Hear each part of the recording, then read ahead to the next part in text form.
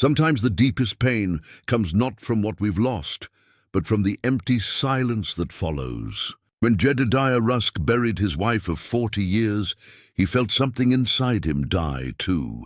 The old mountain man used his last savings to buy a cursed forest called the Whispering Wood, a place so feared that no one would bother him there. He just wanted to be left alone with his grief and his faithful dog Clover.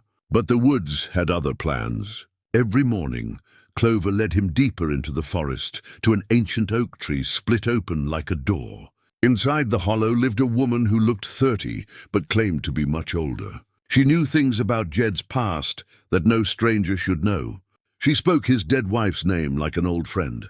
And when she looked at him with those timeless eyes, she said the words that changed everything. "I've been waiting for you, Jedediah." What was she waiting for?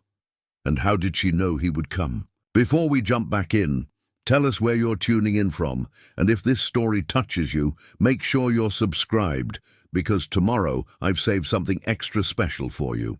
Jedediah Rusk had always been a man who measured his worth by what he could build with his hands. At 67, those hands bore the calluses of a lifetime spent working timber, stone, and iron.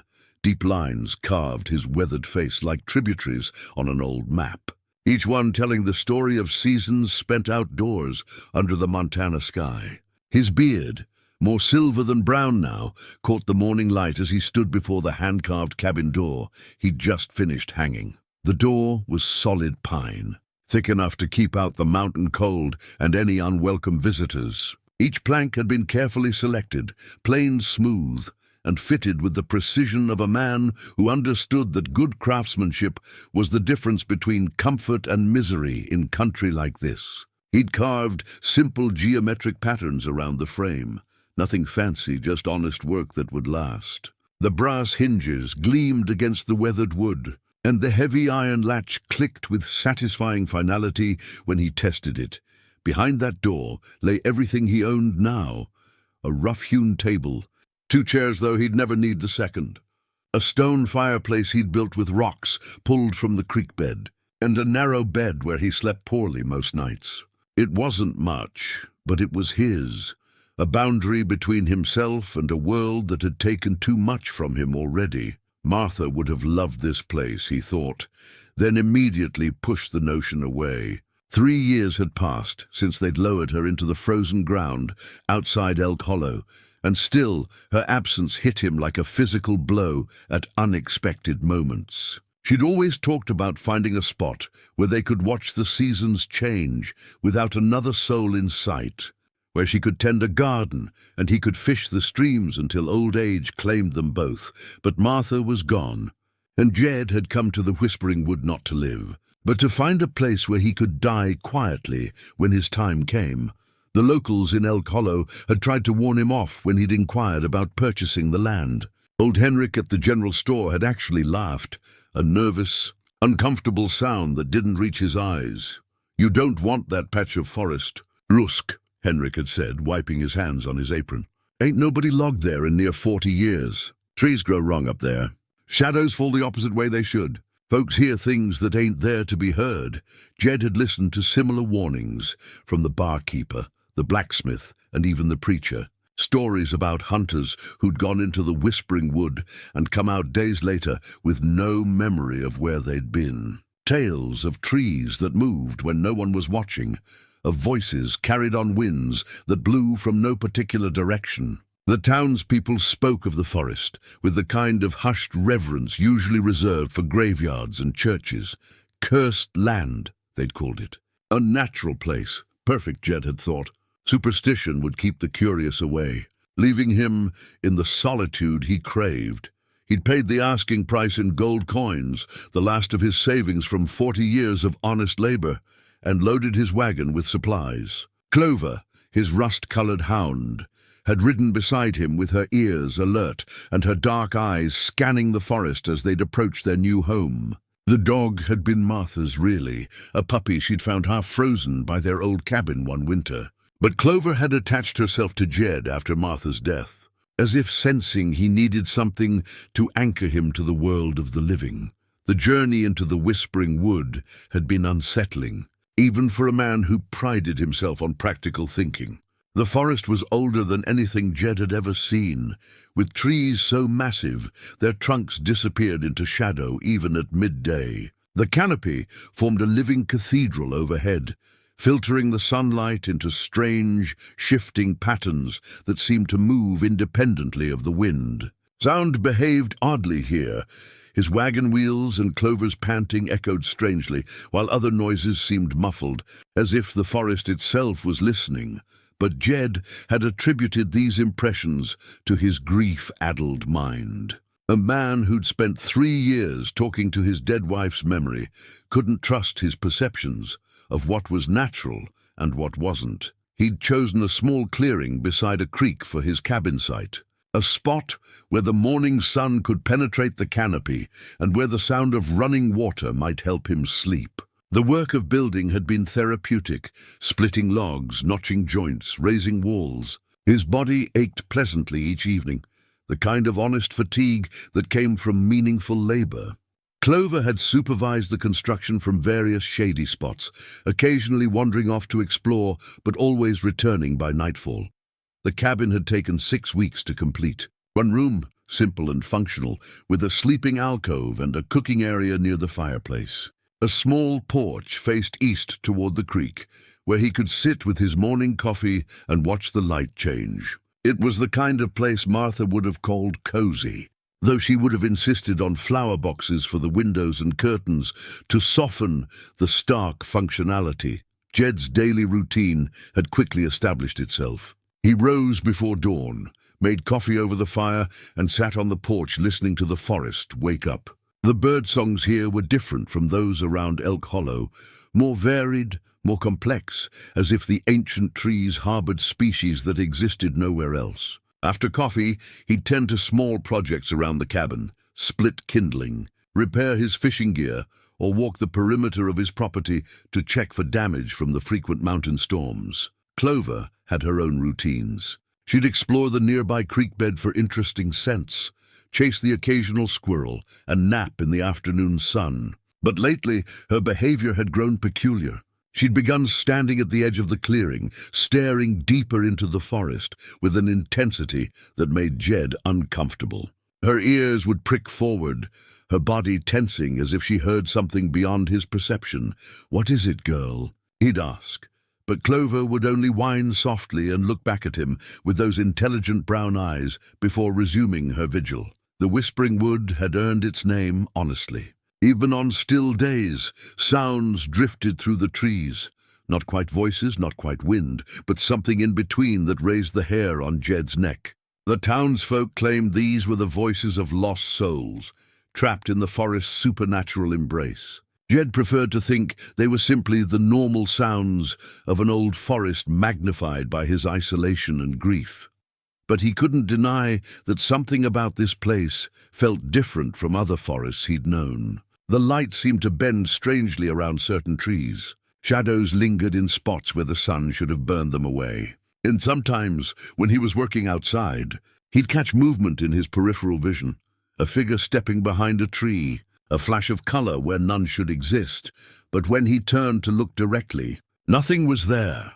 Martha had always been the one who believed in things beyond the physical world. She'd claimed to sense the presence of her grandmother in their old cabin, insisting that certain cold spots and unexplained sounds were signs of visitation from beyond. Jed had humored her beliefs while maintaining his own skeptical worldview.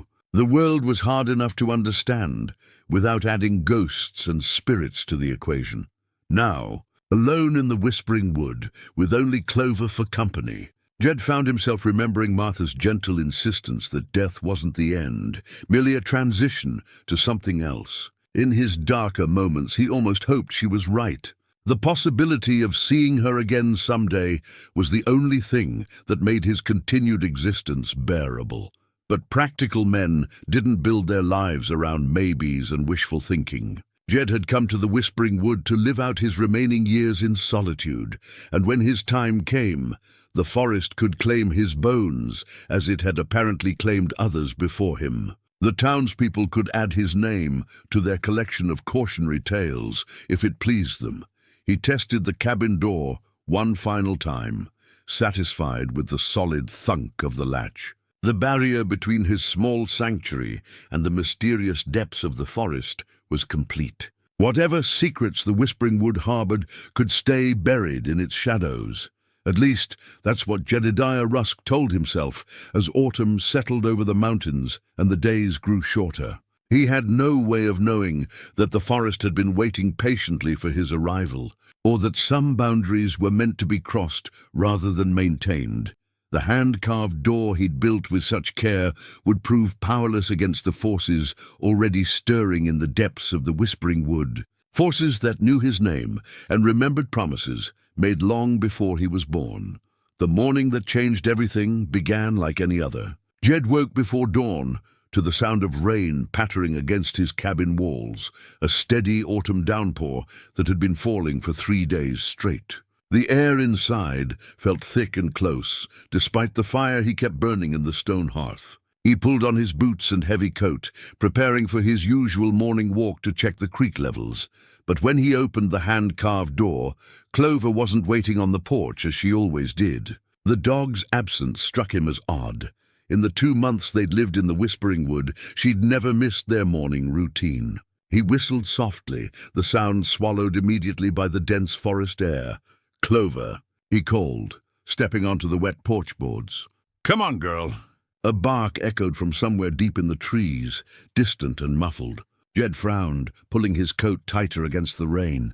Clover knew better than to wander far from the cabin, especially in weather like this. He grabbed his walking stick and headed into the forest, following the sound of her continued barking. The rain had transformed the forest floor into a treacherous maze of slick leaves and hidden roots. Jed picked his way carefully through the undergrowth, calling for his dog. The barking seemed to come from a different direction each time, leading him deeper into sections of the wood he'd never explored. Ancient trees loomed overhead like cathedral pillars, their trunks so massive that 3 men couldn't have wrapped their arms around them. After 20 minutes of careful navigation, Jed emerged into a circular clearing he'd never seen before. At its center stood the largest tree he'd ever encountered, an oak so old and enormous that it defied comprehension. The trunk had to be 30 feet in diameter, its bark deeply furrowed with age. But what stopped Jed in his tracks wasn't the tree's size. The massive oak was split down the middle, as if lightning had cleaved it perfectly in half-centuries ago. The split created a natural doorway tall enough for a man to walk through upright, revealing a hollow interior that seemed to glow with its own soft light. The opening was too perfect, too symmetrical to be natural. It looked deliberate, carved by some intelligence that understood the importance of thresholds.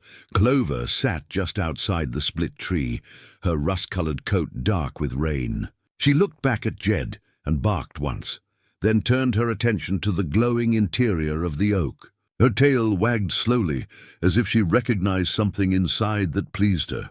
"What have you found, girl?" Jed approached cautiously, his practical mind struggling to process what he was seeing. The light emanating from within the tree was wrong somehow, too steady, too warm for this cold, grey morning. It reminded him of starlight, though he could see nothing inside the hollow but shadow and that strange, gentle illumination.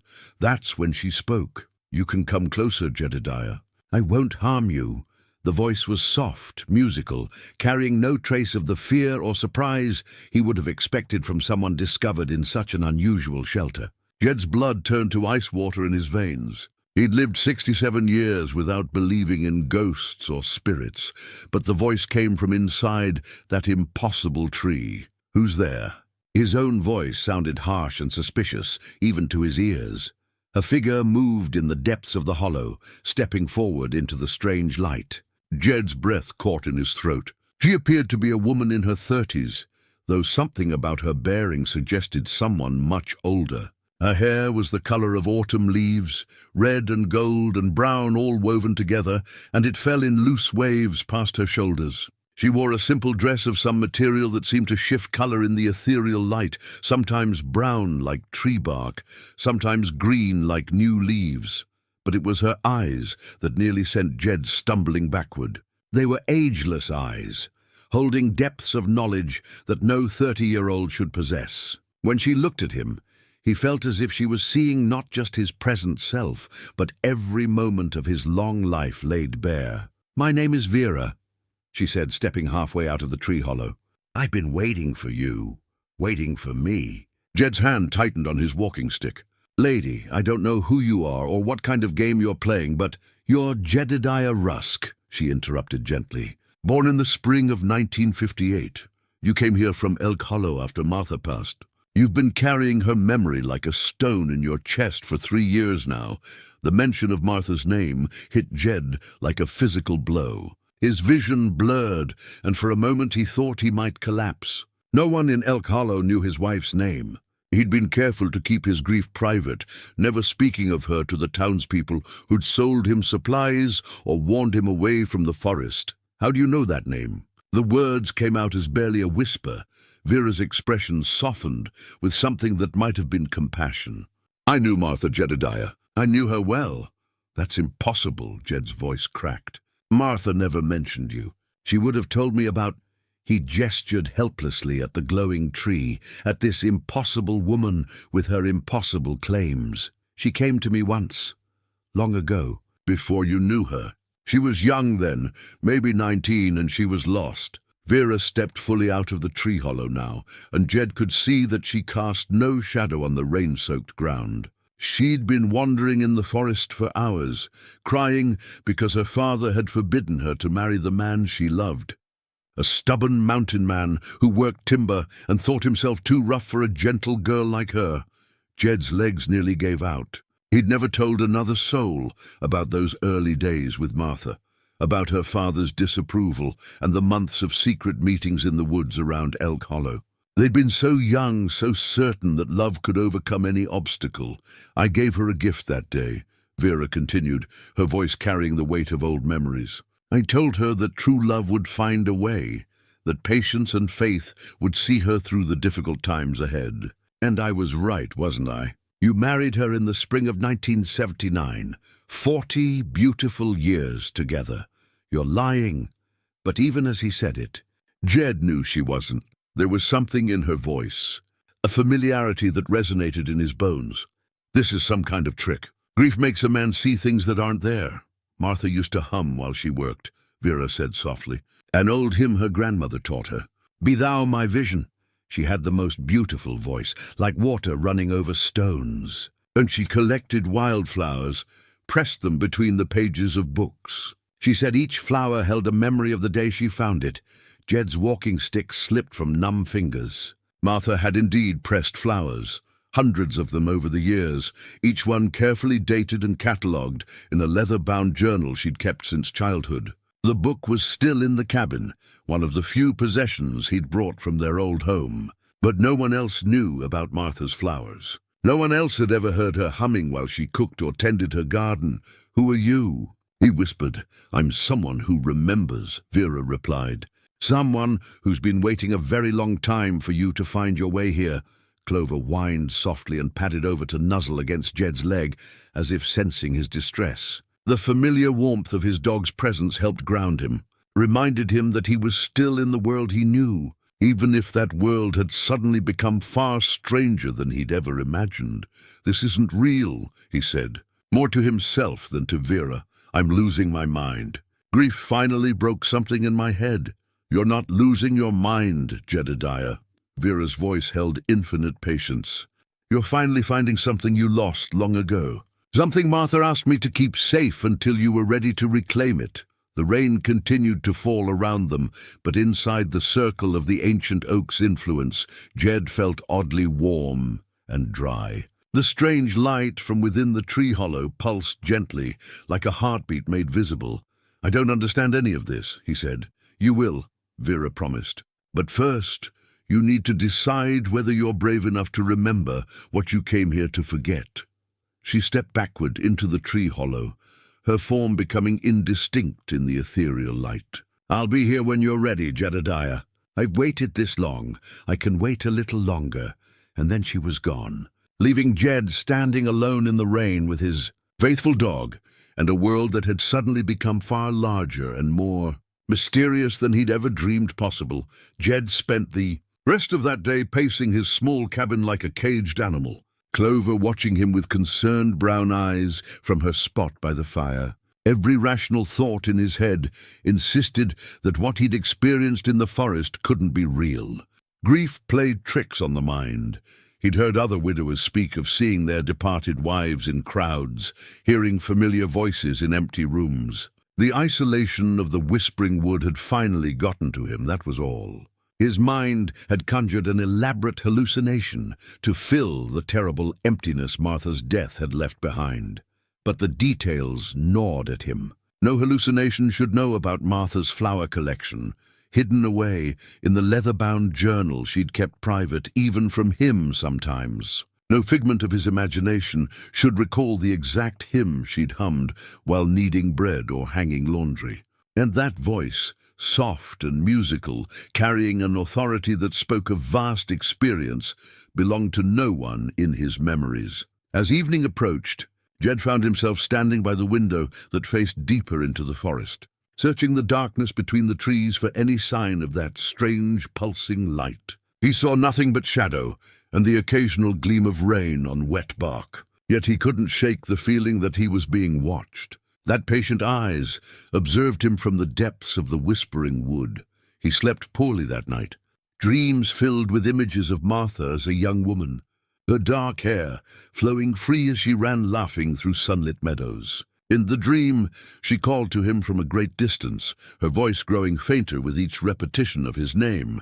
When he woke before dawn, his pillow was damp with tears he didn't remember shedding. The second morning brought clearer skies, but no clarity to Jed's troubled thoughts. He went through his usual routine: coffee on the porch, checking the creek levels, splitting kindling for the fire. But his attention kept drifting to the forest depths where Clover had led him the day before. The dog herself seemed restless, occasionally rising from her resting spots to stare meaningfully at the tree line before returning to her watchful patience. By afternoon, Jed could stand the uncertainty no longer. Whether Vera was real or a product of his grief-addled mind, he needed to know. The not knowing was worse than either possibility. He pulled on his coat and boots, grabbed his walking stick, and headed back into the forest with Clover trotting eagerly beside him. Finding the clearing again proved easier than expected. Clover seemed to know the way instinctively, leading him along a path that hadn't been visible the day before, but now appeared obvious, marked by subtle signs: a bent branch here, a pattern of fallen leaves there, that created a clear route through the undergrowth. The ancient oak stood exactly as he remembered it, split down the middle like a doorway between worlds. But today, no ethereal light emanated from within the hollow. The interior appeared as dark and ordinary as any other tree cavity. Jed approached cautiously, Clover padding silently beside him. "Vera," he called softly, feeling foolish. "Are you there?" Silence answered him, broken only by the distant drip of moisture from yesterday's rain and the whisper of wind through the canopy overhead. Jed circled the massive trunk, examining the split more closely in daylight. The opening was definitely not natural. The edges were too smooth, too deliberate. Something or someone had shaped this tree into a dwelling place, though how such a feat might have been accomplished was beyond his understanding. "I'm imagining things," he muttered to Clover. "Talking to trees like some old hermit who's been alone too long. Are you so certain of that?" Jed spun around, his heart hammering against his ribs. Vera stood just outside the circle of the clearing, as if she'd stepped out from behind one of the surrounding trees. In daylight, she appeared even more otherworldly. Her autumn-colored hair seemed to catch and hold light that wasn't quite there, and her ageless face bore an expression of gentle amusement. "You came back," she observed, stepping closer. "I wasn't sure you would. I had to know if you were real," Jed said, his voice hoarse with tension. "And what do you think now?" Jed studied her carefully, looking for some sign that might reveal the truth of what he was experiencing. She cast a shadow now, he noticed, though it seemed strangely faint for the bright afternoon light. Her feet made no sound on the forest floor as she moved, and when she breathed, he could see no mist in the cool air. "I think I don't know what's real anymore," he admitted. Vera nodded as if this was a perfectly reasonable response. Reality is more flexible than most people believe, Jedediah, especially in places like this, where the boundary between worlds grows thin. What worlds? The question escaped before he could stop himself. The world of the living and the world of memory, she replied simply. The world of what is and the world of what was. The world of flesh and the world of spirit. She gestured toward the split oak. This tree stands at the crossroads of all of them. Jed felt a chill that had nothing to do with the mountain air. You're talking about death. I'm talking about love that transcends death. Vera's expression grew tender. Martha understood that even as a young woman. When she came to me all those years ago, she wasn't just seeking permission to marry you. She was asking for a promise. What kind of promise? That love like yours, true love, the kind that shapes souls and changes destinies, would not end with the death of the body. That somehow, some way, you would find each other again. Jed's hands began to tremble. That's impossible. Is it? Vera moved closer, and now he could smell something like wildflowers and old books, achingly familiar. Tell me, Jedediah, why did you really come to the Whispering Wood? What were you hoping to find in a place where no one else dares to venture? The question hit him like a physical blow because he knew the answer. Had always known it, even when he refused to admit it to himself. He'd come here to die, yes, but not just to die. He'd come hoping that in a place touched by mystery and legend, he might somehow find a way back to Martha. That in dying where the boundary between worlds grew thin, he might slip through whatever veil separated them. I came to be closer to her, he whispered. The words torn from some deep place he'd kept carefully sealed. I came because I can't live without her anymore. Vera reached into a fold of her strange, color-shifting dress and withdrew something that made Jed's breath catch in his throat. It was a pressed wildflower, perfectly preserved, mounted on a piece of paper in Martha's careful handwriting. He recognized it immediately, a mountain laurel bloom Martha had found on their first wedding anniversary, pressed in her special book with a note about the day they'd spent picnicking by a high alpine lake. She asked me to keep this safe, Vera said, holding the preserved flower toward him, along with many other things. Memories, promises, pieces of a love so strong, it left echoes in the very air around this place. Jed stared at the flower, afraid to touch it, afraid it would crumble to dust or vanish like everything else in his life that had once brought him joy. How is this possible? Some places remember better than others, Vera said gently, and some loves burn bright enough to leave permanent marks on the world. Martha's love for you, your love for her, it carved channels in reality itself, paths between what is and what might be. She pressed the preserved flower into his shaking hands. It felt real, solid, warm with residual sunlight from a day 40 years past. This is just the beginning, Jedediah, Vera said softly. Are you ready to remember what love can really do? That night, Jed sat by his fireplace, holding Martha's pressed mountain laurel, turning it over in his weathered hands as if it might reveal some secret he'd missed in 40 years of marriage. The flower was exactly as he remembered it, delicate pink petals still holding their shape, the stem of faded green against the cream-colored paper. Martha's handwriting flowed across the bottom in her careful script. First anniversary picnic, Eagle Lake, the day Jed promised me forever. May 15th, 1980. He remembered that day with painful clarity. They'd hiked 8 miles up a mountain trail, Martha laughing at his nervousness as he'd fumbled with the picnic basket and stumbled over rocks that posed no real obstacle. She'd known something special was coming, had probably guessed from the way he'd insisted on that particular lake, that particular date. When he'd finally worked up the courage to tell her he loved her more than life itself, that he wanted to spend every remaining day trying to deserve her. She'd cried tears of joy and pressed that mountain laurel bloom into his hand. Keep this, she'd whispered against his ear.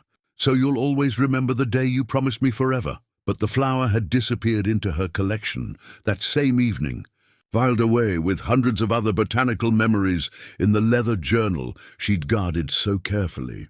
Jed had never seen it again until Vera pressed it into his trembling hands just hours ago. The rational part of his mind insisted on simple explanations. Perhaps Martha had mentioned Vera at some point, and grief had erased the memory. Perhaps he'd seen the pressed flower years ago and forgotten, only to have his subconscious mind conjure it in his hallucination. Perhaps everything he thought he'd experienced in the Whispering Wood was nothing more than an elaborate delusion, born of isolation and sorrow. But the flower felt real in his hands. More than real, it seemed to pulse with warmth, as if it held not just the preserved petals of a long-dead bloom, but the actual essence of that perfect day 40 years past. When he held it close to his face, he could swear he smelled the mountain air of Eagle Lake, could hear the distant call of loons across the still water. Clover whined softly from her spot beside his chair, her dark eyes fixed on the flower with an intensity that made Jed uncomfortable. The dog had been acting strangely ever since their encounter with Vera, alternating between restless pacing and an almost meditative stillness that seemed foreign to her normally energetic nature. "What do you think, girl?" Jed asked, scratching behind her ears. "Am I losing my mind, or is something impossible actually happening here?" Clover tilted her head and made a sound that was almost conversational, as if she was trying to communicate something beyond her canine vocabulary. Then she rose and padded to the cabin door, looking back at Jed expectantly. "You want to go out?" "It's near midnight, Clover," but the dog continued to stare at him with that patient, knowing expression that reminded him uncomfortably of the way Vera had looked at him, as if she possessed knowledge he couldn't yet understand. Against his better judgment, Jed pulled on his coat and opened the cabin door. The night air was crisp and clear, filled with the scent of damp earth and pine needles. Overhead, stars scattered across the sky like scattered diamonds, brighter than they had any right to be given the forest canopy that should have blocked most of their light. Clover trotted purposefully toward the tree line, pausing to look back and ensure Jed was following. He grabbed a lantern and his walking stick, though he noticed that the forest seemed oddly illuminated by starlight that filtered through the trees in impossible ways, creating patches of silver radiance that had no earthly source. The dog led him along the now familiar path to the clearing, where the ancient oak stood sentinel in the darkness. But tonight the massive tree was transformed. The split in its trunk glowed with that same ethereal light Jed had seen during his first encounter with Vera, and the hollow interior pulsed gently, like a great heart beating in slow rhythm. Vera emerged from the tree before he could call her name, moving with the fluid grace of someone who belonged completely to this magical place. In the starlight, her autumn-colored hair seemed to shimmer with its own inner fire, and her ageless face held an expression of deep compassion. "You came," she said, her musical voice carrying clearly across the clearing despite being barely above a whisper. "Clover wanted to," Jed replied, then felt foolish for crediting his dog with the decision. "I mean, I couldn't sleep. That flower, it's really hers, isn't it?" "It's really hers." Vera stepped closer, and Jed caught that familiar scent of wildflowers and old books that made his chest ache with longing. "One of many things she entrusted to my care over the years." "Over the years?" Jed's voice cracked. "You mean she came back here? After that first time when she was 19? Martha understood something most people never learn," Vera said, settling gracefully onto a fallen log, as if inviting him to sit beside her. "She understood that love creates pathways through time and space, connections that persist long after the lovers themselves are gone. This place, the Whispering Wood, this ancient tree, it remembers every act of true love that has ever occurred within its boundaries." Jed remained standing, afraid that sitting would make this encounter feel too normal, too real. "That sounds like something from a fairy tale, does it?" Vera's smile was gentle but knowing. "Tell me, Jedediah, in 40 years of marriage, did you and Martha never experience moments that felt magical? Times when your connection seemed to transcend the ordinary limits of human experience?" The question hit him with unexpected force, because the answer was yes. There had been moments, during their courtship, in the early years of marriage, even in Martha's final days, when their love had felt like something beyond the merely human. Times when they'd seemed to share thoughts without speaking, when their hearts had beaten in perfect synchrony, when the simple act of holding hands had felt like touching the divine. She used to say she could feel my presence even when I was miles away, Jed admitted reluctantly. Working in the forest, sometimes I'd get this overwhelming urge to come home, and I'd find her needing me for something, sick or scared or just lonely. And you dismissed that as coincidence? I dismissed it as wishful thinking. Vera shook her head. Martha knew better.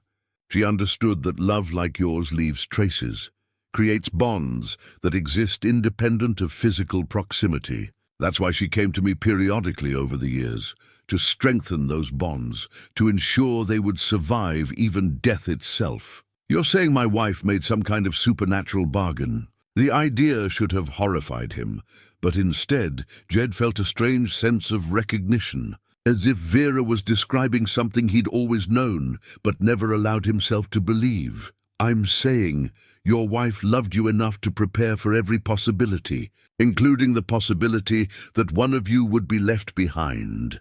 Vishra rose from the log and moved toward the glowing tree. Would you like to see what else she left for you?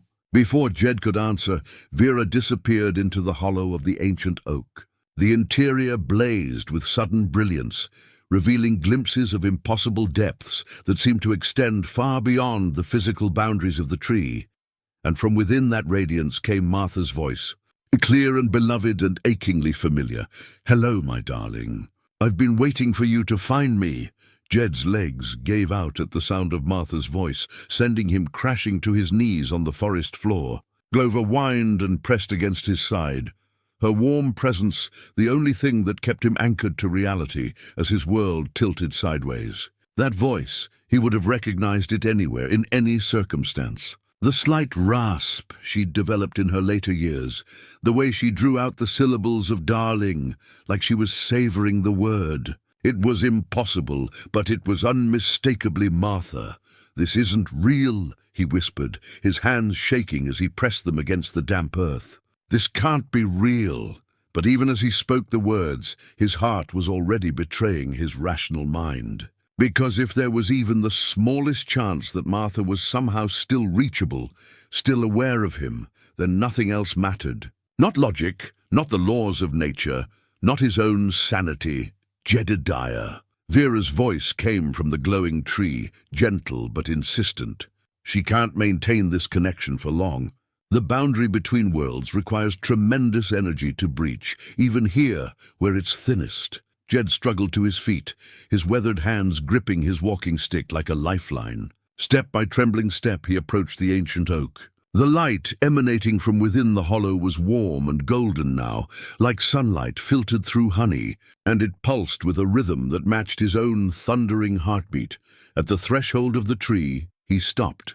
Once he stepped inside, there would be no pretending this was a hallucination or a dream. Once he crossed that boundary, he would have to accept that everything he thought he knew about life and death was incomplete. Jed. Martha's voice came again, softer now, but filled with such love that tears sprang to his eyes. My stubborn practical man, always needing proof before you'll believe in miracles. Martha?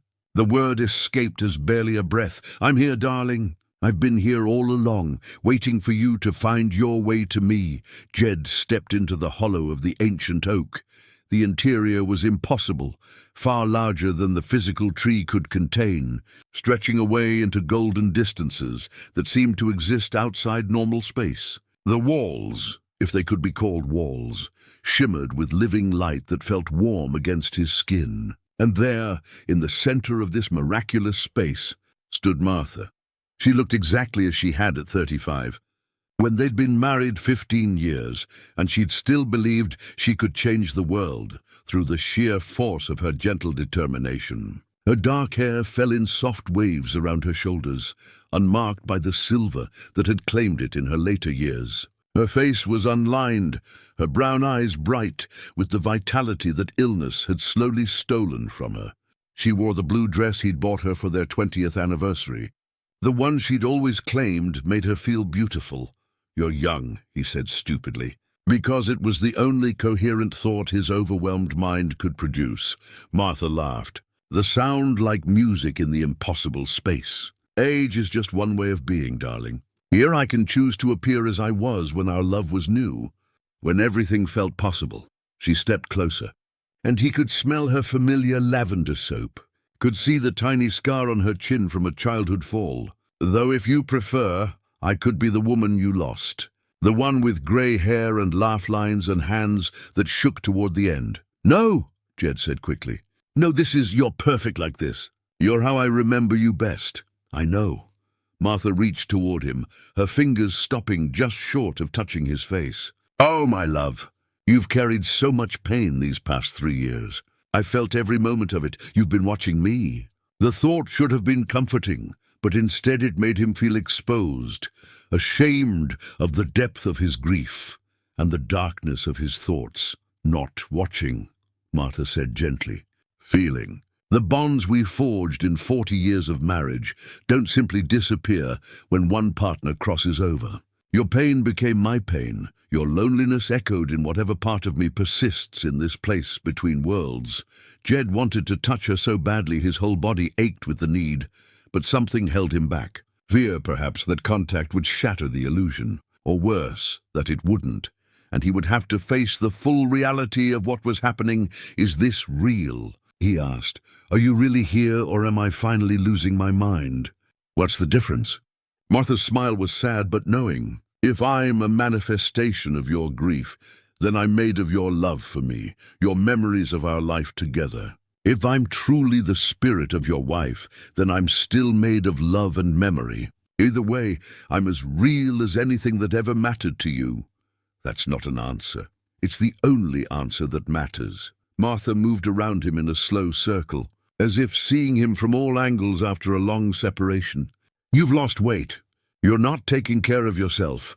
Hard to find much reason to eat when you're living alone, and yet here you are, still breathing, still walking, still capable of love. Still my Jedediah, even after everything that's tried to break you." The golden light in the impossible space began to flicker slightly, and Martha's form wavered at the edges like heat distortion rising from summer pavement. She noticed his alarmed expression and smiled reassuringly. "I can't maintain this for much longer," she said. "The energy required to breach the boundary between worlds is enormous, and this ancient tree can only channel so much before it needs to rest. Then I'm losing you again." The words came out broken, desperate. "No, darling, you're not losing me. You're finding me." Martha's voice began to fade, even as her love seemed to intensify, filling the space around them with warmth that had nothing to do with temperature. "This is just the beginning. Vera has so much more to show you, so many gifts I left in her care." "What gifts?" "Martha, I don't understand any of this," but she was already fading, becoming translucent in the golden light. "Trust her, Jed. Trust the process. And remember, love doesn't end with death. It transforms." The last thing he saw was her smile, bright and eternal and full of promise. Then the golden light dimmed, the impossible space contracted, and Jed found himself standing in the hollow of an ordinary tree, with tears streaming down his weathered cheeks. Vera waited outside the oak, her expression compassionate but unreadable. In her hands she held something wrapped in soft cloth, another gift from his wife's carefully curated collection of memories. "She prepared for this moment for years," Vera said quietly. "Every visit, every conversation, every small ritual she performed in this place. It was all to ensure that when you finally came to the Whispering Wood, you would find not just her memory, but her living love waiting for you." Jed wiped his eyes with the back of his hand, trying to process what he'd experienced. "How many more gifts did she leave?" "Enough to last as long as you need them to," Vera replied. "But each revelation, each encounter will demand more of you. Are you prepared for that?" Jed looked back at the ancient oak, its split trunk now appearing ordinary in the starlight. But he could still feel Martha's presence lingering in the air, could still smell the faint trace of lavender soap. "What choice do I have?" he said. "She was my life. Without her, I'm just waiting to die." Then perhaps, Vera said, unwrapping the cloth in her hands to reveal another impossibility. It's time you learned that dying isn't the only way to be with her again. The object Vera unwrapped was Martha's wedding ring. A simple gold band worn thin by 40 years of wear, scratched and dented from decades of work and life, but polished to a soft gleam. Jed's breath caught in his throat as he recognized it instantly. He'd slipped that ring onto Martha's finger on a warm May morning in 1979, his hands shaking so badly the preacher had to steady him. She'd worn it every day since, through sickness and health, joy and sorrow, until the cancer had made her fingers too thin to hold it securely. She gave this to you. Jed's voice was barely a whisper. 3 days before she passed, Vera said, placing the ring gently in his palm. She made the journey here despite her illness, despite your protests that she should rest. She said she had one final gift to leave in my keeping. Jed closed his fingers around the ring, feeling its familiar weight and warmth. The metal seemed to pulse with residual energy, as if it held not just the memory of Martha's touch, but the actual essence of their bond. She was so weak those last days. I can't believe she made it all the way out here. Love gives us strength we didn't know we possessed, Vera said simply. She knew her time was short, and she was determined to complete what she'd started all those years ago. What had she started? Jed looked up from the ring to meet Vera's ageless eyes. What was my wife really doing in these woods? Building a bridge, Vera replied, between the world of the living and the realm beyond death, between the love you shared in life and the love that persists after the body fails. She gestured toward the ancient oak. This tree is old beyond human comprehension, Jedediah. It has stood here since before your people came to this land, anchoring a place where the boundaries between worlds grow thin. Martha recognized its power the first time she stumbled into this clearing as a frightened young woman. And you? What are you? Vera's smile was enigmatic. I am what this place made me over centuries of serving as its guardian. I am memory given form, love given voice, hope given substance. I am what remains when someone loves so deeply that they leave permanent marks on the fabric of reality itself. The explanation should have been impossible to accept, but somehow it felt right to Jed. In 40 years of marriage, he'd learned that love operated by its own mysterious laws, creating connections and coincidences that defied rational explanation. If love could manifest as a guardian spirit in an ancient forest, if it could preserve the essence of the departed for those left behind, then perhaps the universe was far more wonderful and strange than he'd ever allowed himself to believe. What did Martha do on her visits here? He asked. She performed rituals of connection and preservation, Vera said, beginning to walk slowly around the perimeter of the clearing. Jed followed, still clutching Martha's ring. Simple ceremonies, really. She would sit beside the tree and speak of your life together, your struggles and triumphs, your quiet joys and shared sorrows. She would bring tokens of your love, letters you'd written her, photographs from your travels, pressed flowers from special occasions. Each item she left here became part of the bridge she was building. A bridge to what? To you. To this moment. Vera stopped beside a smaller tree, its bark scarred with what looked like deliberate carvings. She knew that grief would drive you to seek solitude, that your pain would eventually lead you to a place like this. She prepared for every possibility, including the possibility that you might need more than memories to sustain you. Jed moved closer to examine the carved tree. The marks were symbols rather than letters, spirals and interlocking circles, crescents and stars, all etched with careful precision into the living wood. Some of the carvings looked fresh, while others appeared to be decades old. She made these, she and others like her, women who understood that love requires tending even after death, that some bonds are too strong to be severed by something as temporary as the failure of the human body. Vera traced one of the spiral patterns with her finger. Each symbol represents a different aspect of enduring love: memory, hope, connection, transformation. How many others? Jed found himself studying the carvings with new interest, seeing them not as random marks, but as a kind of sacred text written in a language older than words.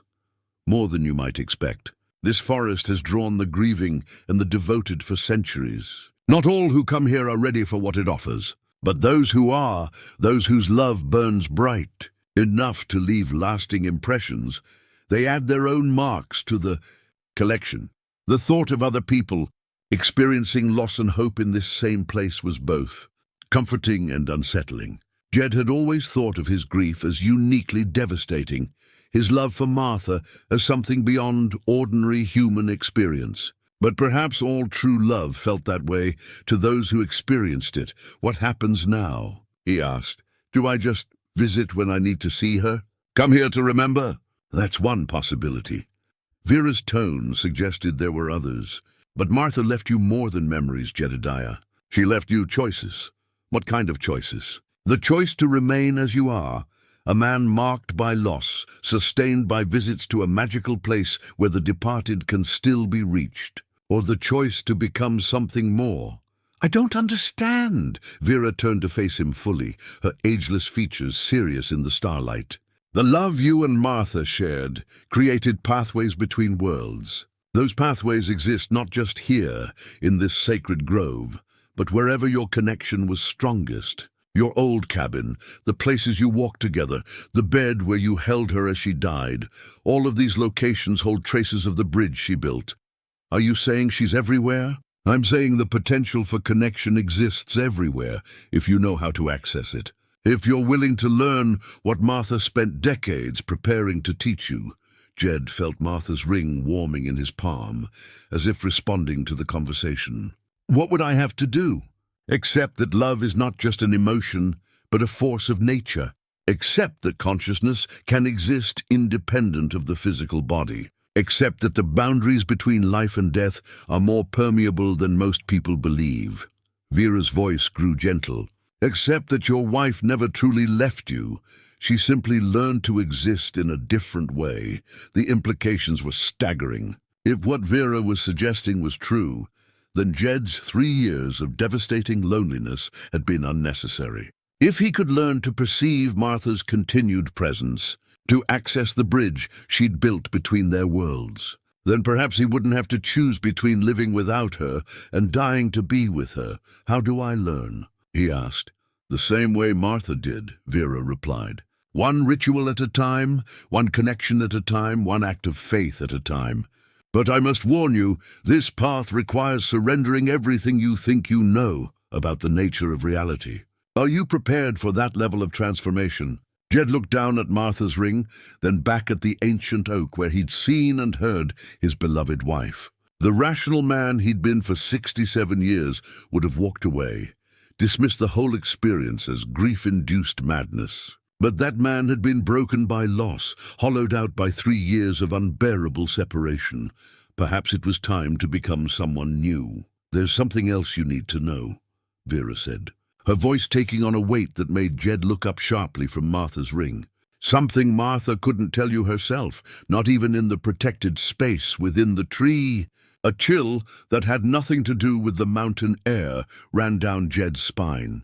In the days since he'd first encountered Vera, he'd grown accustomed to revelations that challenged his understanding of reality. But something in her tone suggested this would be different, bigger, more fundamental than anything that had come before. "What is it?" he asked, though part of him dreaded the answer. Vera moved toward the ancient oak, placing her hand against its split trunk with something like reverence. "The connection Martha built between your worlds, it comes with a cost. And that cost becomes greater the more you use it." "What kind of cost?" "Every time you cross the threshold, every time you speak with her spirit, every time you touch one of the artifacts she left behind, you're pulling energy from the world of the living into the realm of the dead. That energy has to come from somewhere, Jedediah. It comes from you." Jed felt the ring grow suddenly heavy in his palm. "What does that mean?" "It means that each encounter ages you in ways that go beyond the merely physical. Each conversation with Martha's spirit draws from your life force, your connection to this world.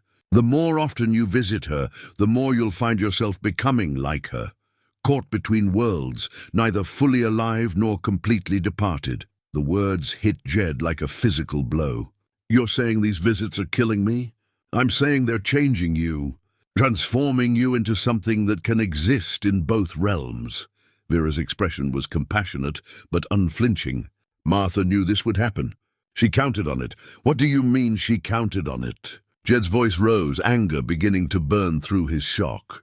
Are you telling me my wife set a trap for me? Not a trap, Vera said quickly. A doorway. A pathway to something she believed you would want more than continued existence in this world without her. She had no right to make that choice for me. The fury came from somewhere deep and primal, a rage that had been building for 3 years of enforced separation. I never asked for this. I never asked to be manipulated from beyond the grave. Didn't you? Vera's question was gentle but pointed. When you bought this cursed forest, when you built your cabin in the deepest part of the woods, when you came here hoping to find a quiet place to die, weren't you already choosing her over continued life? The truth of it stopped Jed's protest before it could fully form. She was right, and they both knew it. He hadn't come to the Whispering Wood to live out his golden years in peaceful solitude. He'd come here to fade away gradually, to let grief and isolation consume him, until death seemed like a mercy rather than a tragedy. But this is different, he said finally. This is an alternative to slow suicide by sorrow, Vera interrupted. This is your wife offering you a choice between dying alone in this world or learning to live with her in the space between worlds. What happens if I keep visiting her?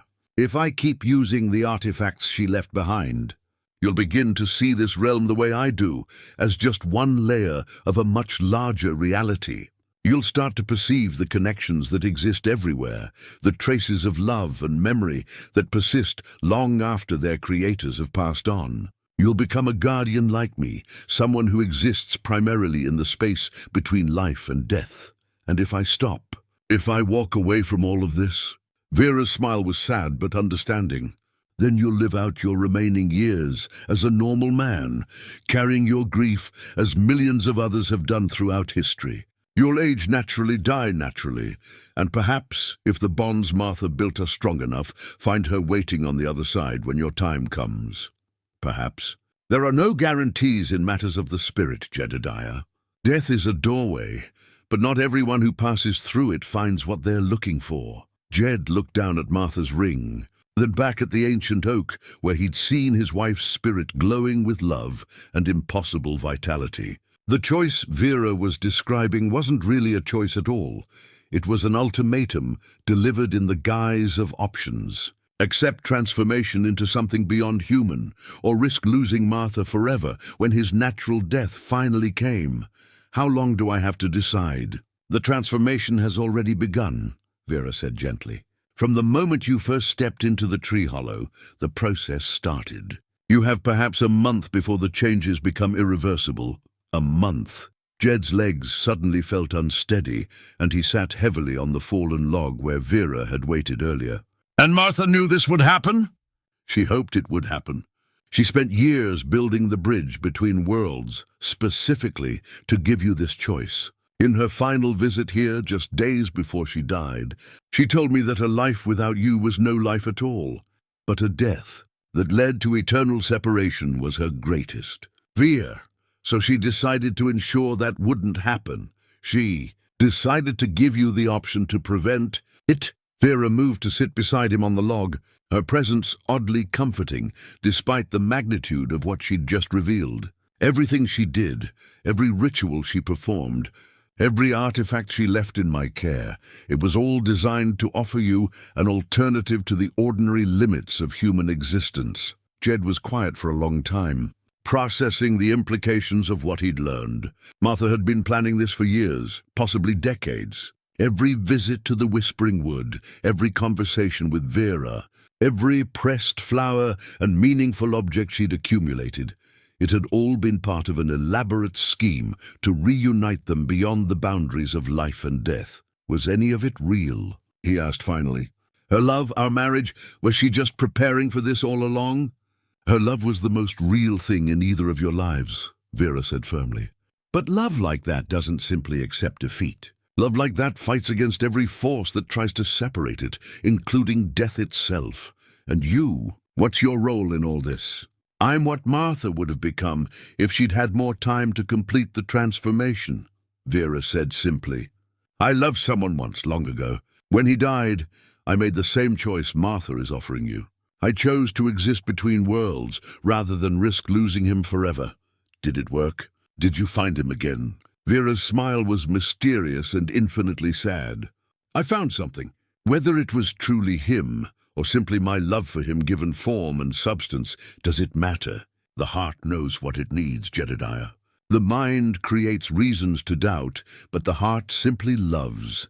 A sound made them both look up, the snap of a branch somewhere in the darkness beyond the clearing. Clover, who had been lying quietly nearby, suddenly raised her head and growled low in her throat. The sound was wrong somehow, too deep and resonant for a dog her size. What is it? Jed asked, but Vera was already rising, her expression alert and concerned. Someone else is in the forest, she said. Someone who shouldn't be here, the townspeople. No, someone, or something, much more dangerous. Vera's form began to shimmer at the edges, as if she was preparing to fade back into whatever realm she normally inhabited. There are forces in this world that oppose what Martha built, powers that seek to sever the connections between the living and the dead. They've sensed the bridge she created, and they're coming to destroy it. What kind of forces? The kind that believe love should end with death, that the natural order requires absolute separation between the worlds of the living and the departed. Vera was becoming translucent now, her voice growing distant. Hide the artifacts, Jedediah. Keep them safe. Without them, the bridge will collapse, and you'll lose any chance of seeing Martha again. Wait! Jed reached for her, but his hand passed through empty air. What am I supposed to do? Choose, Vera's fading voice whispered.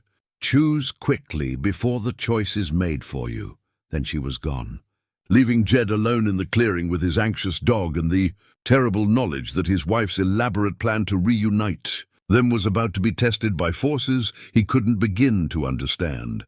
Jed spent the next 3 days in a state of heightened alertness, jumping at every sound beyond his cabin walls and scrutinizing every shadow for signs of the mysterious threat Vera had warned him about. He'd hidden Martha's ring and the pressed flower in a hollow space beneath the floorboards, wrapped carefully in oiled cloth to protect them from moisture. But even concealed, he could feel their presence like a warm pulse beneath his feet, a constant reminder of the impossible choice he faced. The transformation Vera had described was becoming more apparent with each passing hour. His reflection in the small mirror above his wash basin showed subtle changes. His eyes seemed brighter, more penetrating, as if they were learning to perceive layers of reality previously hidden from him. His hair, already silver with age, now held an almost luminous quality in certain light. Most disturbing of all, he'd begun to hear things that shouldn't be audible. Conversations carried on the wind from miles away, the whispered secrets of trees, the distant crying of souls lost between worlds.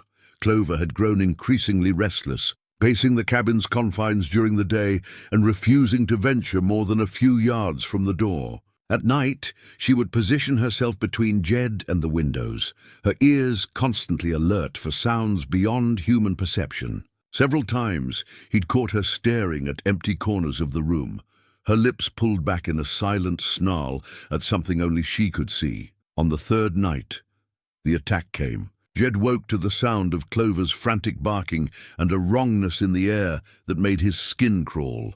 The temperature in the cabin had dropped at least 20 degrees, and his breath misted in the suddenly frigid air. Outside, the forest had gone completely silent. No insects, no nightbirds, no rustle of small animals in the underbrush. Even the ever-present whisper of wind through the trees had ceased, leaving a dead quiet that felt like the forest itself was holding its breath. He rose from his bed and moved cautiously toward the window. Clover pressed against his legs and trembling with tension. What he saw in the clearing beyond his cabin made his blood turn to ice water. 3 figures stood at the edge of the tree line, motionless as statues, but radiating an aura of malevolent purpose. They were human in shape, but wrong in every detail. Too tall, too thin, their limbs jointed in ways that defied anatomy. Their faces were pale smears in the darkness, featureless except for hollow spaces where eyes should be. They wore no clothes, but seemed to be wrapped in shadows that moved independently of any earthly light source. As Jed watched, one of the figures raised what might have been an arm and pointed directly at his cabin. The gesture was deliberate, purposeful, and filled with a hunger that made his soul recoil in instinctive terror. "Guardians of the natural order," he whispered, somehow knowing the name without being told. These were the forces Vera had warned him about. The powers that sought to maintain absolute separation between the worlds of the living and the dead. The pointed figure began to move toward the cabin with a gliding motion that never quite touched the ground. The other 2 followed, spreading out to flank the small building. Their approach was methodical, patient, like predators who knew their prey had nowhere to run. Jed grabbed his rifle from its rack beside the door, though he doubted ordinary bullets would have any effect on these supernatural entities. Clover's barking had taken on a note of desperate warning. Her hackles raised as she sensed the approaching danger. "Easy, girl," Jed murmured, though his own voice shook with fear. "We'll figure this out." The lead figure reached the cabin's porch, and Jed heard the boards creak under what should have been weightless feet. A sound like fingernails on wood came from the walls as the entity began to circle the building, searching for weaknesses in whatever protections Martha's love might have woven into the structure. Then came the voice, not heard but felt, reverberating through Jed's bones like the echo of some vast cosmic bell. "Return what was stolen. Restore the natural boundary. The bridge between worlds must be destroyed." "I don't know what you're talking about," Jed called out, though he knew exactly what they wanted. "The artifacts, the connections, the abomination your mate built in defiance of natural law." The voice grew stronger, more insistent. "Surrender them, or be consumed by forces beyond your comprehension." Jed felt the floorboards beneath his feet growing warm as the hidden artifacts responded to the supernatural threat. Martha's ring and the pressed flower were pulsing with increasing intensity, as if drawing power from some distant source to defend themselves and their guardian. "She built a bridge of love," Jed said, surprised by the steadiness of his own voice. "Not an abomination.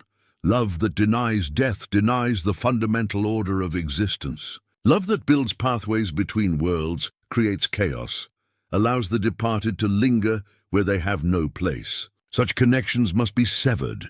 The temperature in the cabin continued to drop, and frost began to form on the windows. Clover's breath came in rapid puffs of steam as she maintained her protective stance between Jed and the door. Outside, he could hear the other 2 entities moving around the cabin's perimeter, testing the walls and foundation for weak points. "What happens if I give you what you want?" Jed asked, playing for time while trying to think of some way to protect Martha's carefully preserved gifts. "You will live out your remaining years as nature intended.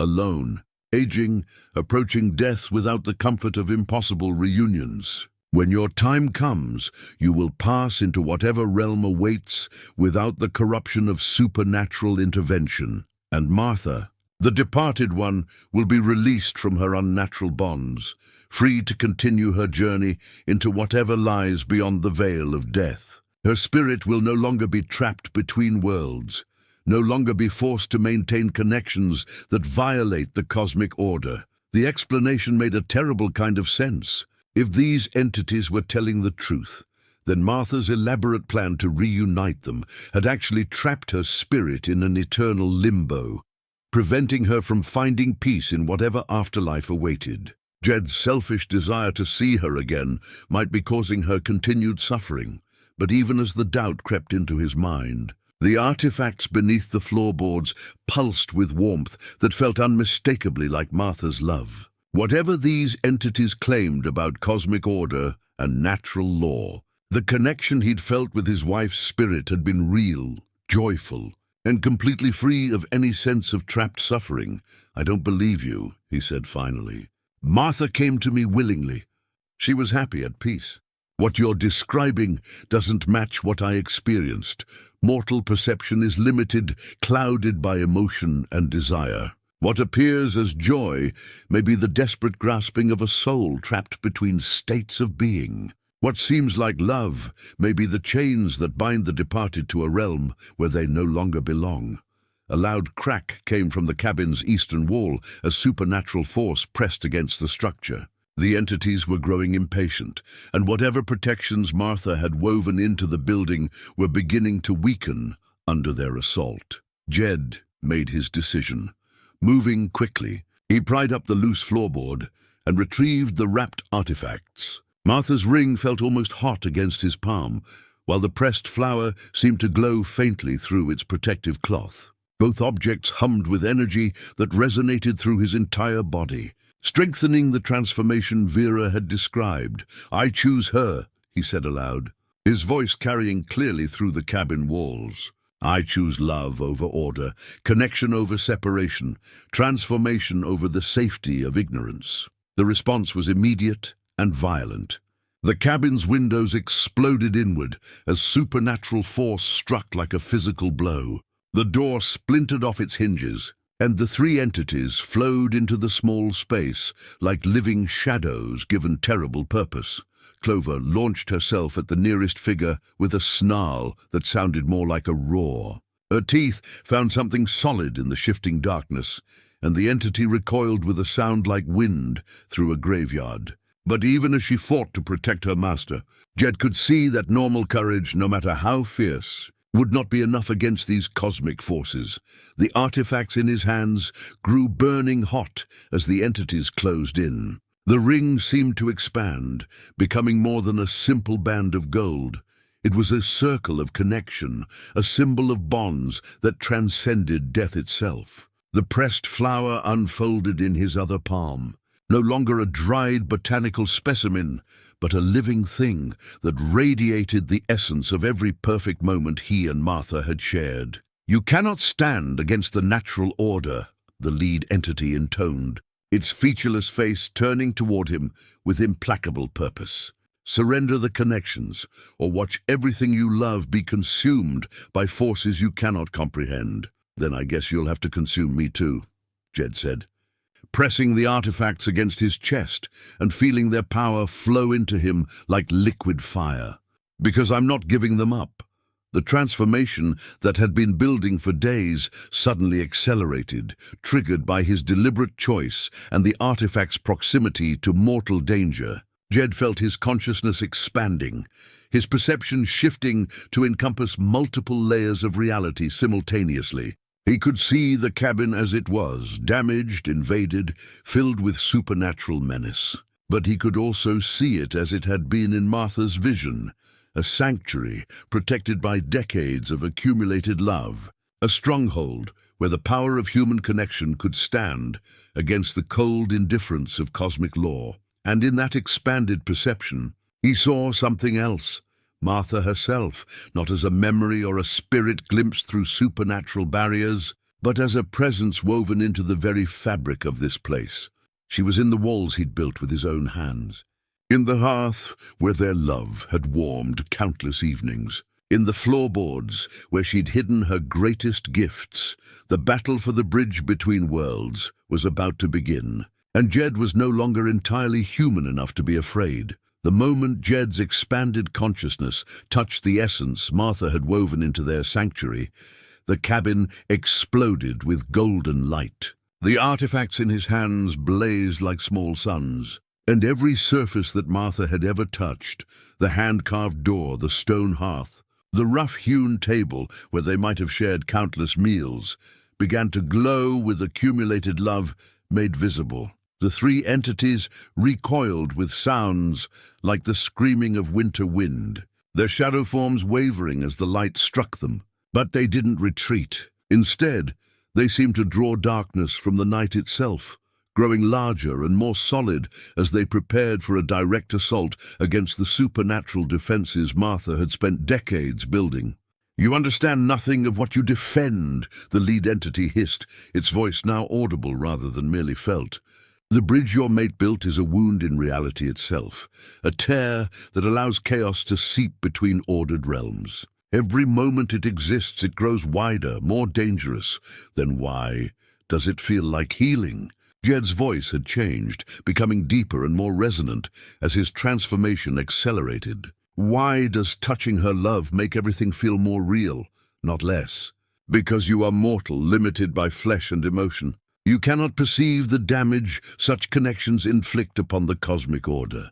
The entity raised what might have been arms, and the temperature plummeted even further. Ice began to form on the cabin's interior walls, and Jed's breath became visible in great clouds of steam. But the artifacts continued to burn in his hands, their warmth spreading through his body and protecting him from the supernatural cold. Clover had positioned herself at his feet, no longer barking, but growling in a continuous low rumble that seemed to emanate from somewhere deeper than her throat. Her rust-colored coat shimmered with reflected light from the glowing artifacts, and her dark eyes held an intelligence that went beyond canine awareness. "The dog sees truly," one of the other entities observed.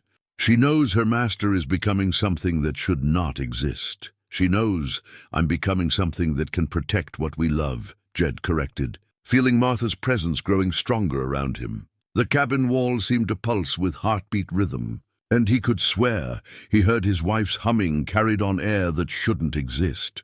The lead entity lunged forward with inhuman speed, its shadow form solidifying into something with claws and teeth and burning hollow eyes. Jed raised the artifacts instinctively, and Martha's ring projected a barrier of golden light that stopped the creature's attack inches from his face. "Impossible," the entity snarled. "No mortal artifact possesses such power." "It's not the artifact," Jed said, understanding flooding through him as his perception continued to expand. "It's what the artifact represents. 40 years of shared love, accumulated like interest in a cosmic bank account.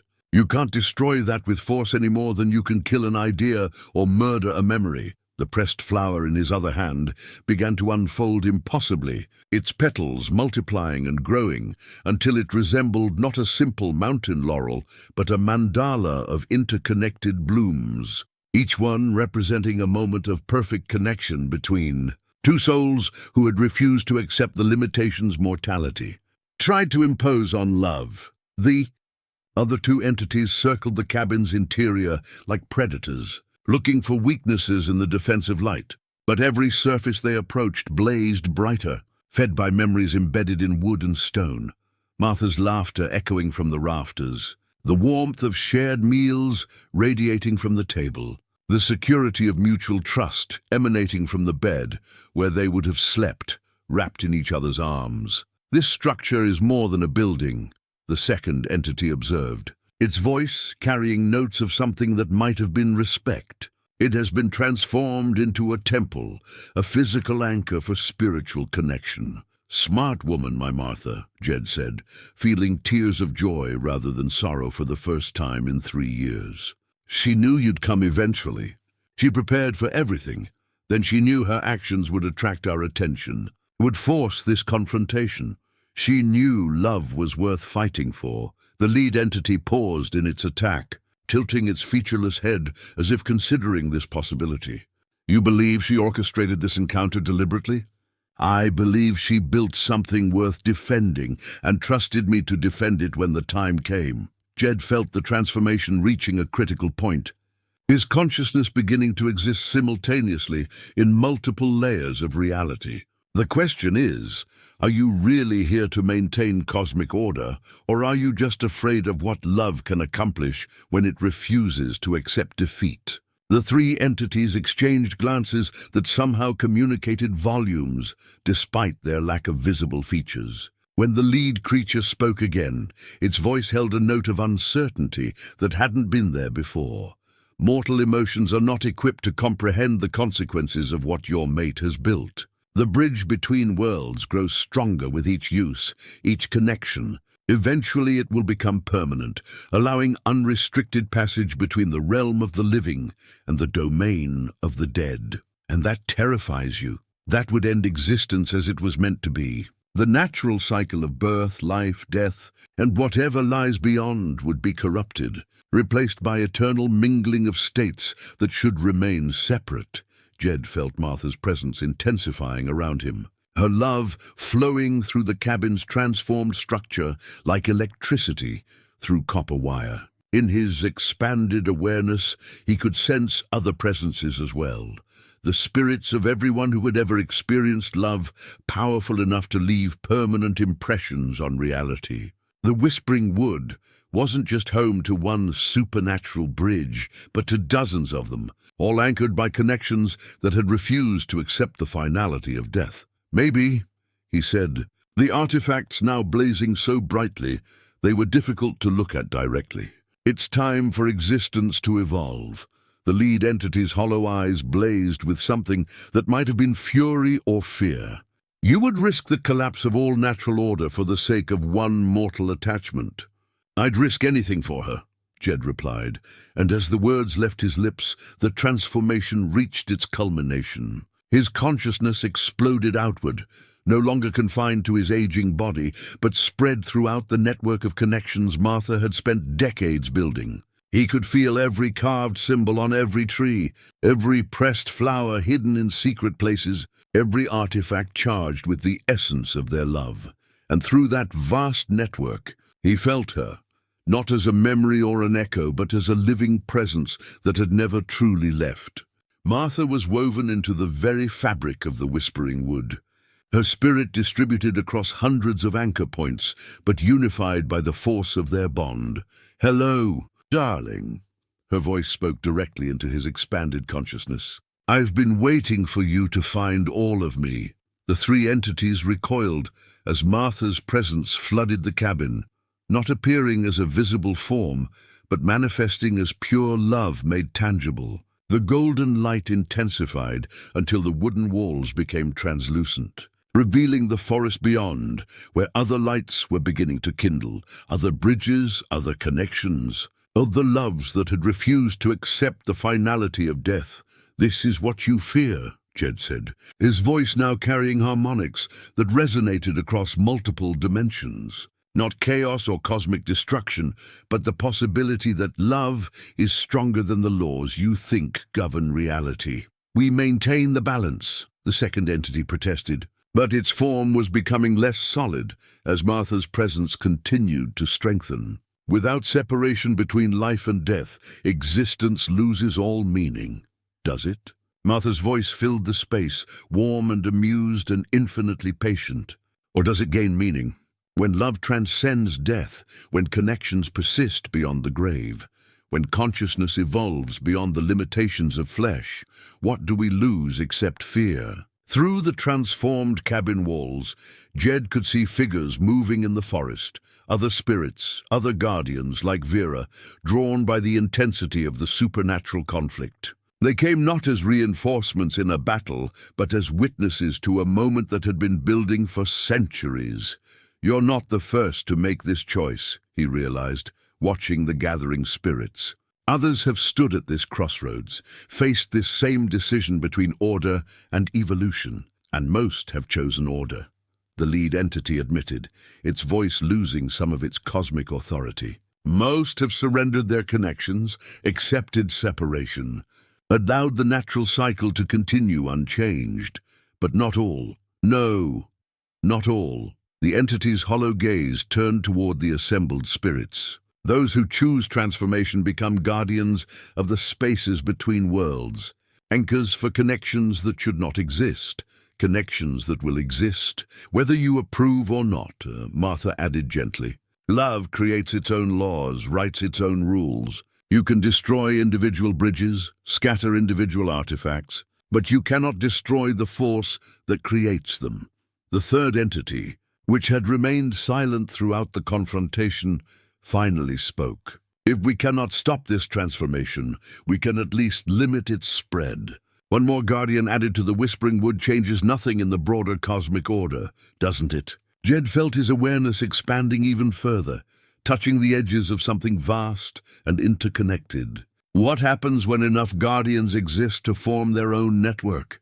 What happens when love becomes organized, purposeful, capable of actively reshaping reality according to its own principles? The entities exchanged their wordless glances again, and this time Jed could sense the communication passing between them. They were not acting independently. They were part of something larger, a cosmic bureaucracy dedicated to maintaining the status quo against forces that sought to evolve beyond current limitations. The base natural order is not maintained by three entities in a single forest, the lead creature said finally. We are merely the local representatives of forces that span galaxies, eons, dimensions beyond your comprehension. And love spans all of those too, Martha replied. Every sentient being capable of forming connections, every consciousness that refuses to accept loss as final, they all contribute to the same evolutionary pressure you're trying to contain. The artifacts in Jed's hands were no longer burning. They had become something beyond physical objects, existing as pure symbols of connection that radiated power across the growing network of supernatural bridges. Through them, he could feel other lovers in distant places making similar choices, the guardians taking their posts at the crossroads between worlds. This is bigger than just us, he said, wonder filling his transformed voice. This is happening everywhere, isn't it? Love evolving, consciousness expanding, the boundaries between life and death becoming more permeable. You begin to understand, the lead entity said, and for the first time its tone held something like resignation. What we preserve here is not just the separation between life and death, but the illusion that such separation is permanent, immutable, divinely ordained. But it's not, Martha said softly. It never was. Death is just another boundary that love learns to cross. The golden light filling the cabin reached a crescendo, and Jed felt the final stage of his transformation begin. His physical form was becoming optional. He could maintain it or release it, exist as embodied consciousness or pure spirit, move freely between the world of the living and whatever realms lay beyond. Choose now, the lead entity commanded, its form beginning to fade as the supernatural energies overwhelmed its ability to remain manifested. Accept limitation and retain your humanity, or embrace evolution and lose everything that made you mortal. Jed looked at the artifacts in his hands, felt Martha's presence surrounding him like the warmest embrace, and smiled. I choose love, he said. I choose her. I choose us. And with those words, the last barriers between worlds finally dissolved. 6 months later, hikers passing through the Whispering Wood would sometimes catch glimpses of an old man tending a garden that shouldn't exist. His hands working soil that grew flowers out of season in a clearing where the light fell just a little differently than physics should allow.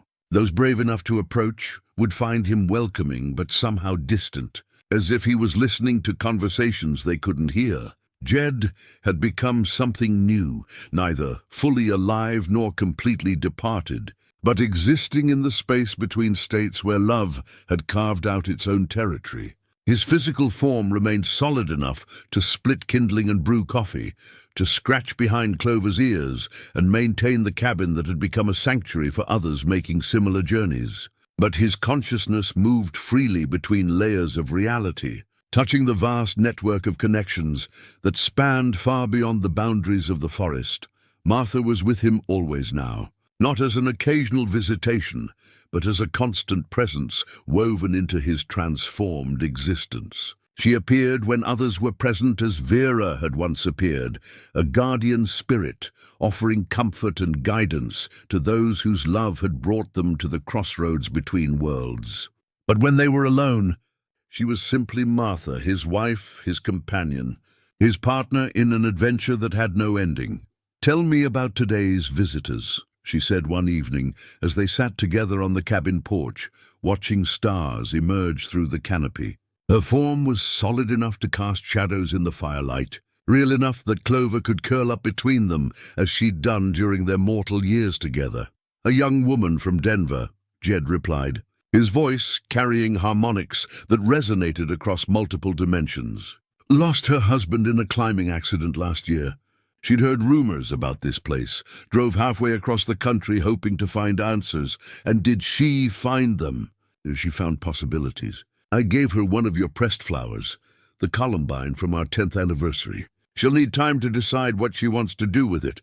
Martha nodded, understanding. Not everyone who came to the Whispering Wood was ready for transformation. Some needed only the knowledge that love persisted beyond death, that the connections they'd cherished weren't severed by something as temporary as the failure of the human body. Others, like Jed, chose to cross the threshold completely, becoming guardians themselves in service to forces larger than individual desire.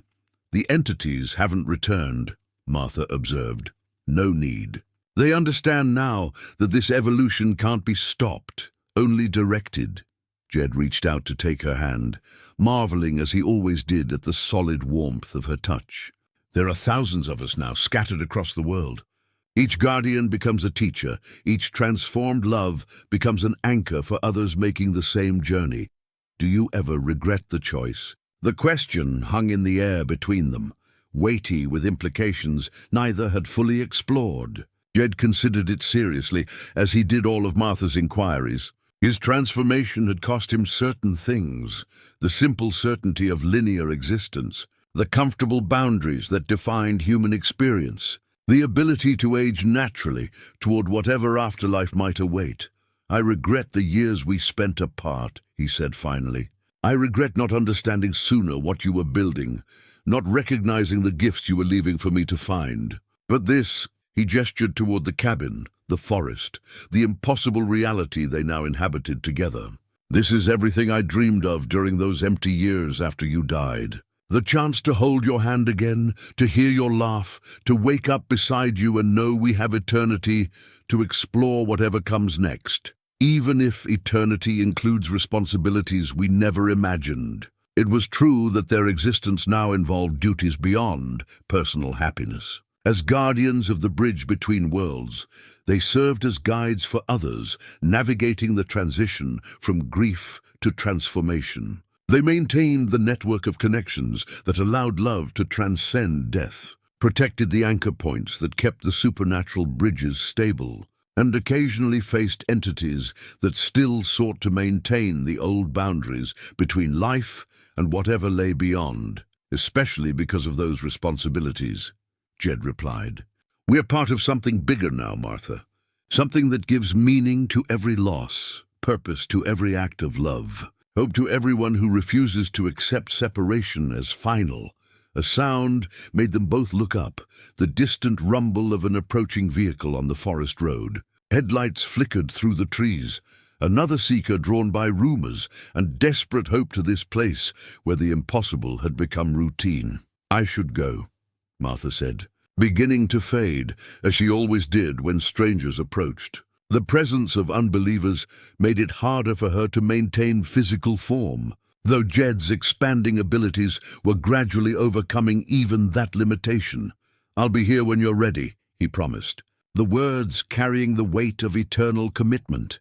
She smiled, that same radiant expression that had captivated him 50 years ago when they were both young and certain that love could overcome any obstacle. "You always are, darling. You always are." As Martha dissolved into the starlight, Jed rose from the porch to welcome whatever broken heart had found its way to his door. Clover stretched and yawned, then padded over to lean against his leg in wordless support. Together, they watched the approaching headlights and prepared to offer another. Grieving soul, the choice between acceptance and transformation. The Whispering Wood had become exactly what Martha had envisioned during all those careful years of preparation, a place where love could evolve beyond the limitations mortality tried to impose on it. And in becoming its guardian, Jed had found not just reunion with his beloved wife, but purpose in a universe far stranger and more wonderful than he'd ever dared to imagine. Sometimes the deepest pain comes not from what we've lost, but from the empty silence that follows. But in the space between heartbeats, in the pause between breaths, in the moment when grief threatens to overwhelm hope. Entirely, that's where love writes its own, rules and builds bridges that no force in any universe can ever truly destroy. The hand-carved door he'd built to keep the world at bay had become a gateway welcoming others home to possibilities they'd never dreamed existed. And that, Jed thought as he walked toward the approaching stranger, was perhaps the greatest gift Martha had given him, the chance to transform his own healing into a source of hope for others walking the same difficult path from loss to love transcendent. The end